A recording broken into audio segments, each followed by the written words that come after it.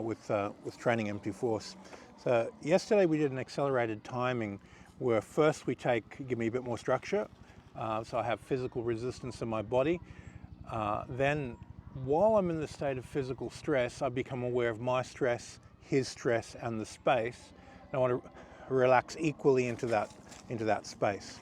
Then I want to accelerate the timing with that same feeling, quality of relaxation in me, in him, and into the space.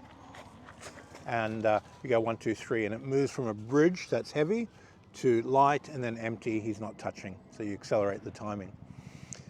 From there, when we go to the physical, now we take that last exercise, and we go vital, give me tension again. Astral, give me tension again. And mental body. And then we choose one of those and we do the timing again. Physical and go vital, astral, and mental. And then, and same again, I go on the vital,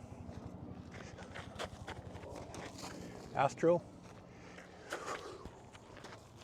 and to the mental. And so you're accelerating the timing on the vital level a few times, on the astral, and then on the mental. And you'll notice his body's reacting differently to each one. I don't know how it's coming up on the camera, but for me it feels totally different, his reactivity as I'm mapping him while I'm doing it. And what you connect to each time, it just builds that skill on those 3 different levels by changing the timing and the release. Always important to start in a bad position. So he's got heavy dead weight on you, he's got tension on you, and your body's reacting, and you release from there. Because when you're in a bad position and you release, the amount of release is higher, so that when you accelerate the timing, if he's stepping in and I'm sort of not releasing very deeply because I'm not being forced to, then I'm not going to get much result. But if I go deep as if his whole body weight is sitting on me and is forcing me to release, and then I accelerate the timing on that same feeling, I've got more power to influence him through.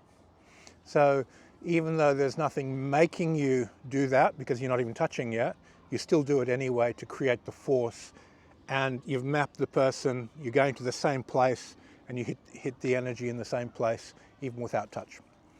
Okay, have a play. Thank you.